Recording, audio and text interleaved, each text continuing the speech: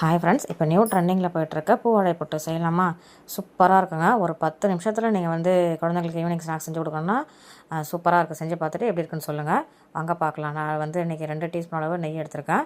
இன்னும் கொஞ்சம் கூடுதலாக சேர்த்திங்கனாலும் சூப்பராக இருக்கும். எவ்வளோ உங்களுக்கு தேவையோ சேர்த்துக்கலாம். நான் ஒரு கப் ரவா எடுத்திருக்கேன். இந்த ரவா பச்சை வாசம் போயிட்டு ஒரு கலர் சேஞ்ச் ஆகும் பாருங்கள். அந்த அப்போ நீங்கள் ஒரு பாத்திரத்தில் மாற்றிட்டு அதே பேனில் நான் இன்றைக்கி தேங்காய் அதையும் நான் நல்லா வாசம் இருக்குது வறுத்து தான் போட்டிருக்கேன். ஏன்னா அதை மென்று சாப்பிடும்போது இன்னும் டேஸ்ட்டாக இருக்கும். இப்படியே ட்ரை பண்ணி பாருங்கள். உங்களுக்கு டைம் இல்லைன்னா நீங்கள் அப்படியே கூட சேர்த்துக்கலாம்.